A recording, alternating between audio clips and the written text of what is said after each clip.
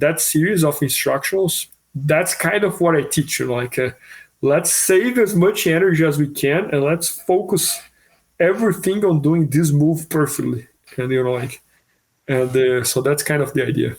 That's outstanding. I really like that a lot. When you mentioned that something when you put yourself in their shoes, you imagined that you were not strong, not fast, not flexible, and all those things. What seems to be the main, some of the most important tools or concepts when you're playing with that mindset of not using strength, not using speed, not using flexibility, besides being calculated? What are some other things that you find to be extremely important physically when you're rolling in jiu-jitsu with that mindset?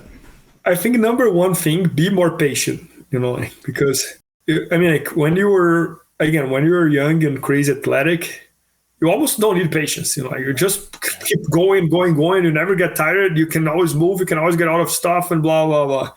When you're older, sometimes it's better to wait 5-10 seconds and adjust that grip better, then try something and then you lose the grip and then you're tired and blah, blah, blah, blah. So I think the very first thing is be more patient.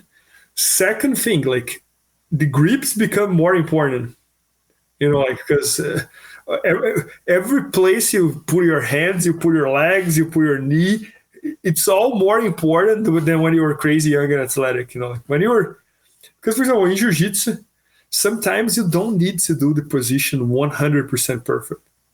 If you have a ton of athleticism and explosiveness, you can do 50% right, and the thing is going to work just by your power, your speed, and like that.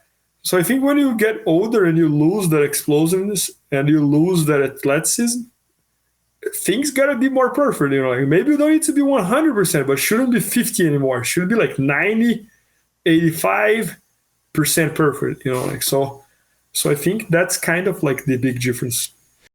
I love that you said that, Bernardo, because that's something that I've noticed to be the case as well. You can get away with a lot if you know some jiu-jitsu and you're athletic. And there was a mantra that you don't have to be, you don't need speed or speed or strength don't matter in jiu-jitsu. And maybe that matters if you're fighting someone that doesn't train who's strong and athletic. But man, if someone knows jiu-jitsu, that's a major shift in variables. If you have exactly the same level as your knowledge, we both have exactly the same knowledge. Weight difference is going to make a difference.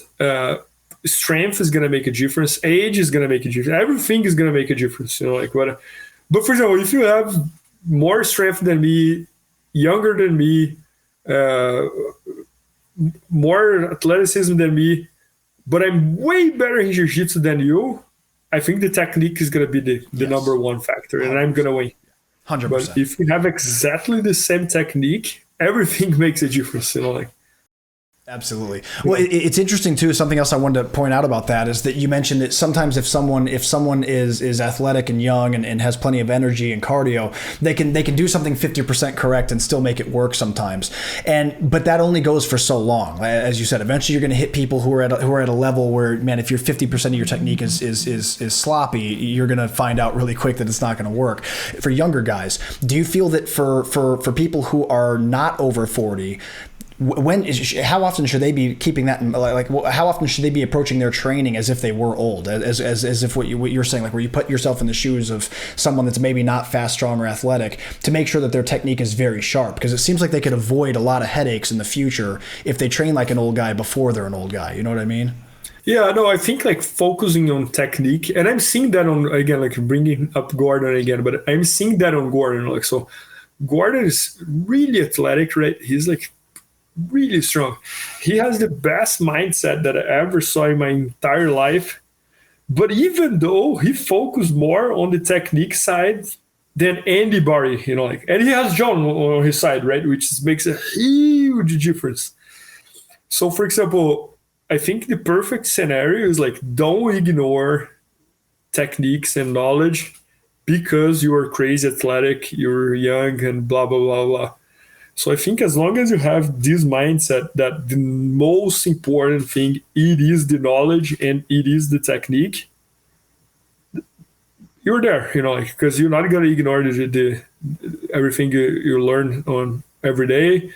You're not going to stop studying. So I think as long as you have that in mind, like, man, the most important thing is the knowledge and the technique.